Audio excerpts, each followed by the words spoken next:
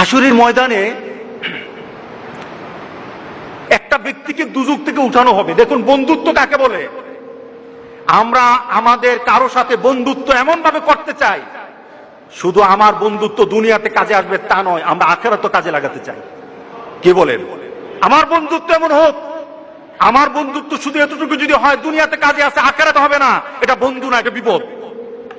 আর যদি আমার বন্ধুত্ব দুনিয়াতেও কাজে লাগে আখিরাতেও কাজে লাগে, এটা আমার চূড়ান্ত বন্ধুত্ব, এটা আমার সঠিক বন্ধুত্ব। আপনি যদি কারোর সাথে বন্ধুত্ব করেন তাহলে কি হবে? একটা ব্যক্তিকে দুজক থেকে উঠানো হবে, তাকে দুজক থেকে উঠানোর কারণ জিজ্ঞাসা করা হবে, আমাকে কেন দুজক থেকে উঠানো হলো, কারণটা কি? আমি তো দুজকি, আমার আমল বলে আমি দুজকি, কেন উঠানো হলো? তখন সে বলবে যে আমাকে কি কোন নবী সুপারিশ করেছে? আমাকে দুজক থেকে উঠানোর জন্য নবী কি সুপারিশ করেছে? ফেরেশতারা বলবে না, নবী করে নাই। কে করেছে? কোন আল্লাহওয়ালা ব্যক্তি, কোন দিনদার ব্যক্তি, কোন একটা প্রসিদ্ধ আল্লাহর পছন্দের মানুষ কেউ আমার জন্য সুপারিশ করেছে? না, সেও করে নাই। তাহলে কি আমার মা বাবা? না, তোমার মা বাবা না। তোমার পরিবার পরিজন? না, না, তোমার পরিবার পরিজন না। তোমার খুব নিকটের মানুষ? না, না, তোমার নিকটের মানুষ না। তোমার একটা বন্ধু ছিল, তুমি তাকে চিন্তা, তার একটা সম্পর্ক ছিল তোমার সাথে, কিন্তু সে যে চরিত্রের ছিল তুমি সে চরিত্রের ছিল না, কিন্তু সে তোমার মহব্বত করত, সে তোমাকে ভালোবাসতো, তোমার সাথে তার একটা চলাফেরা ছিল। সে জান্নাতে চলে গেছে আর তুমি দুজকে। সে জান্নাতে তোমাকে খুঁজতেছিল, আমার বন্ধু কোথায়, আমার বন্ধু কোথায়, সে খুঁজতেছিল তোমাকে, জান্নাতে তুমি খুঁজে পায় নাই।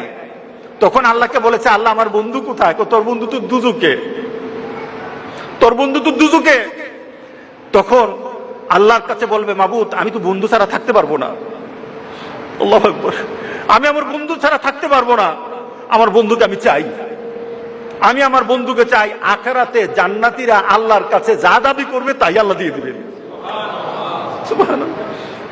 তাকে বলবে, আল্লাহর কাছে বলবে, আল্লাহ আমি আমার বন্ধুর চাই, সে তো দুজকে, আমি দুজক বুঝি না, কিছু বুঝি না, আমার বন্ধুর আমি চাই, আমার বন্ধুকে আমি চাই। আল্লাহ বলবে, এই সে তো তার বন্ধুর ছাড়া থাকবে না, সে তো অস্থির হয়ে গেছে, আনান আমার জান্নাতীদেরকে আগে খুশি কর, আমার জান্নাতেরই খুশি কর। ওই যে জান্নাতের দুজকি যে পড়ে আছে তারই উঠা, তার সামনে নিয়ে আয়, তার সামনে তাড়াতাড়ি নিয়ে আসবে। তখন সে চিন্তা করতে, তখন ফেরেশতাদেরকে বলবে, আমাকে কে আনলো, কে আনলো? সে প্রশ্ন করবে, আমাকে কে আনলো? ওই যে তোমার একটা দুনিয়াতে বন্ধু ছিল, সে নামাজ পড়তো, সে দিনদারি ছিল, সে আল্লাহওয়ালা ছিল, তোমার জন্য ভালো চিন্তা করতো, কোনোদিন খারাপ চিন্তা করতো না, তোমার জন্য শুধু দুনিয়ার চিন্তা করতো না, আখিরাতের চিন্তা করতো। সে দুনিয়ায় চিন্তা করে তোমাকে বন্ধু পেয়েছে, আখিরাতে তোমাকে বন্ধু পেয়ে সেখানে পাওয়ার জন্য কথা বলেছে।